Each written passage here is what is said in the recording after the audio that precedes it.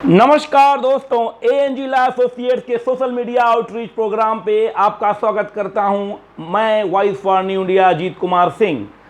एएनजी law associates brain child of advocate Gaurav Gautam and Ajit Kumar Singh, high court of Allahabad, aimed at creating an empowered society through legal awareness. इसी श्रृंखला में आज हम बात करेंगे एक नई शुरुआत की। एएनजी लॉ एसोसिएट्स अपने क्रिएटिव और इनोवेटिव पर्सपेक्टिव से एक प्लेटफॉर्म लाया है। ठाकुर शिवाजी सिंह स्मृति सेवा संघ मंच के तत्वाधान से लोगों की न्यायिक जो क्वेश्चंस हैं, लीगल जो पर्टिकुलर क्वेश्चन है किसी कॉज ऑफ एक्शन को लेके, उसके प्रति क्या एक लीगल रेमेडी अवेलेबल है, क्या सही न्यायिक रास्ता है, यह सारे तत्वाधान शामिल किए जाएंगे। इन पर हमारा रिड्रेसल भी होगा दोस्तों। तो आज हम आपके बीच में आए हैं इस बात को लेकर कि एएनजी लॉ एसोसिएट्स अब शुरू कर रहा है लीगल क्वेरी सेशन। इसमें हर लीगल क्वेरी जो हमारे किसी भी प्लेटफॉर्म पे, किसी भी थ्रू, मीडिया के थ्रू, सोशल मीडिया के थ्रू, ईमेल के थ्रू, जिधर से आएगा, उसको हम प्रॉपर लीगल फ्रेमवर्क में आपको बताने की कोशिश करेंगे दोस्तों। इसी तत्वाधान में आज शुरू होता है एक लीगल क्वेरी जो रिलेटेड है विल के क्वेश्चन से। क्या विल जो है वो लीगेटी और टेस्टेटर के ना रहने के बाद क्या वो एग्जिस्ट करता है, क्या वो ट्रांसफरेबल है लीगेटी के सन को, लीगेटी के डॉटर को, या लीगेटी के लीगल हेयर्स को। आगे बात करने के पहले मैं आपको बता दूं कुछ इंपॉर्टेंट एस्पेक्ट जो विल से रिलेटेड हैं।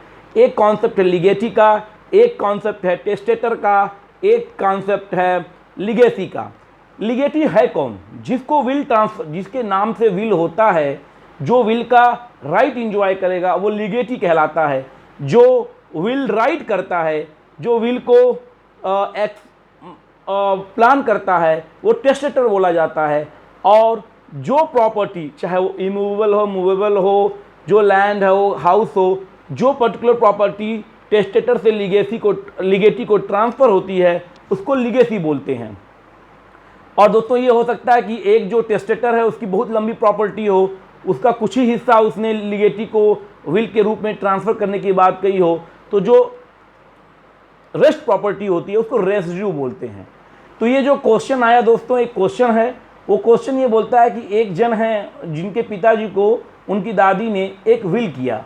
विल में उन्होंने कंसर्न हाउस को अपने बेटे के नाम कर दिया, लेकिन माँ के लाइफ टाइम में ही बेटा की डेथ हो गई, और बेटे की डेथ हो गई, बाद में माँ की भी डेथ हो गई, यानी लीगेटी और टेस्टेटर दोनों अब नहीं रहे।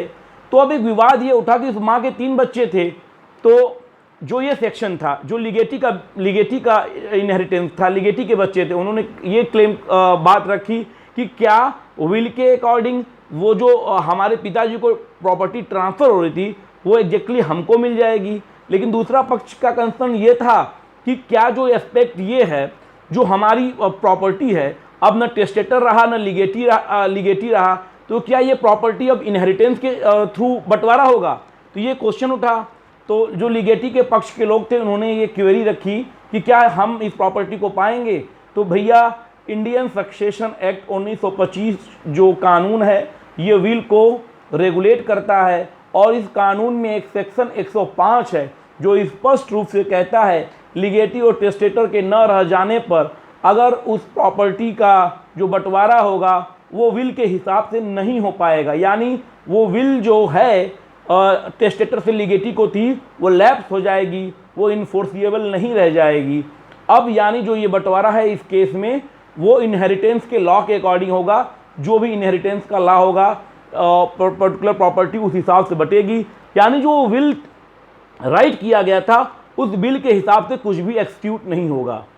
तो दोस्तों, इस लीगल क्वेरी के माध्यम से हमने आपको ये संदर्भ समझाया कि इंडियन सक्सेशन एक्ट 1925 के तहत विल के मामले रेगुलेट होते हैं, ऑपरेट होते हैं। प्रोसीजरल एस्पेक्ट है विल के ऑपरेशन एक्सक्यूशन का, और इस एस्पेक्ट में हमने आपको दिखाया कि किस तरह से सेक्शन 105 स्पेसिफाइड करता है कि एग्जैक्टली लीगेटी और टेस्टेटर के ना रहने पर जो ये ट्रांसफ़र ऑफ प्रॉपर्टी है वो लीगेटी के बच्चों को नहीं होगी। विल जो है वो इन्फोर्सिएबल नहीं होगा, वो लीगेटी के मरने पर लैप्स कर जाएगा। ये एस्पेक्ट है। और इंडियन सक्सेशन एक्ट 1925 में जो ये सेक्शन 105 है वो स्पेसिफिकली कहता है in what cases legacy lapses the legacy does not survive the testator the legacy can not take effect but shall lapse and form part of the residue of the testator's property unless it appears by the will that the testator intended that it should go to some other person. Second point is that in order to entitle the representatives of the legatee to receive the legacy, it must be proved that he survived the testator. तो ये aspect है दोस्तों, एक section 105 Indian succession act 1925 इसका answer देता है। और आशा करता हूँ कि इस क्वेरी को सेटल करते वक्त जो कंसर्न व्यक्ति थे उनका भी आंसर हो गया, और लोगों को जो इस पर्टिकुलर एस्पेक्ट में प्रॉब्लम होगी, क्वेरी आएगी, उनका भी समाधान हो जाएगा दोस्तों।